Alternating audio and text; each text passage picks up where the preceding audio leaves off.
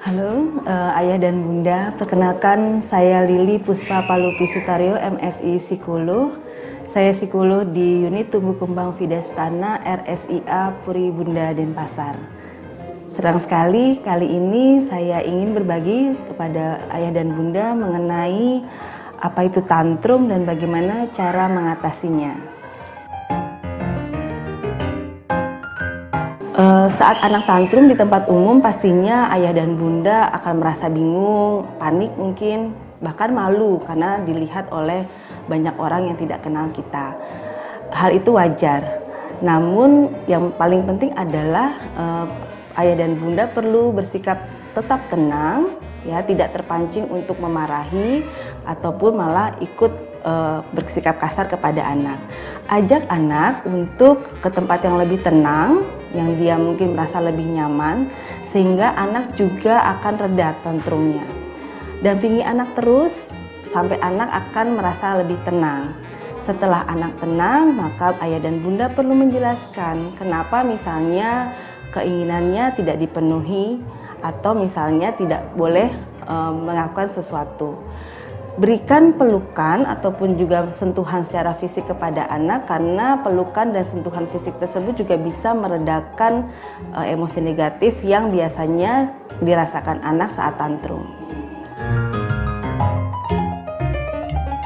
Pada anak dengan gangguan spektrum autis atau ASD, sering terlihat memang perilaku yang mirip dengan tantrum, yaitu emosi yang meledak-ledak. Namun sebenarnya berbeda. Pada anak ASD kita namakan sensory meltdown. Sensory meltdown adalah perilaku seperti tantrum, namun berbeda penyebabnya. Ketika anak ASD mengalami sensory meltdown, biasanya mereka berada pada situasi yang membuat mereka tidak nyaman.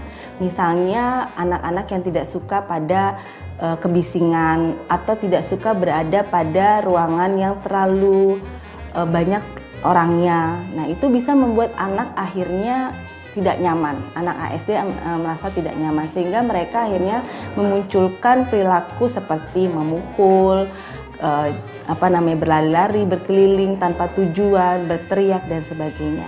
Sedangkan pada anak biasa, ya anak yang tidak mengalami gangguan ASD, tantrum disebut tantrum adalah ledakan emosi yang biasanya ada goalsnya, ada tujuannya.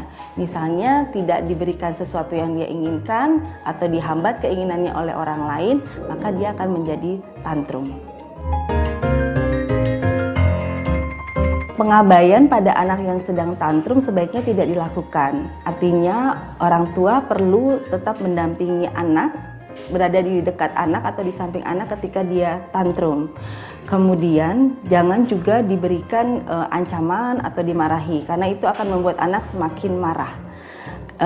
Tetapi menuruti keinginan anak untuk menghentikan tantrumnya juga bukan sesuatu yang bijaksana. Jadi tetap konsisten untuk tidak memberikan apa yang diinginkan jika memang itu dilarang, tetapi tetap memahami anak bahwa hal itu bukanlah hal yang menyenangkan buat anak. Setelah tenang, bapak, ibu, orang tua bisa memberikan pemahaman bahwa oh ternyata bapak juga merasa paham kok kalau kamu sedih ya, misalnya tidak diberikan mainan. Sehingga anak merasa orang tua sebenarnya tahu kalau saya merasa sedih atau marah kalau permintaan saya tidak dipenuhi.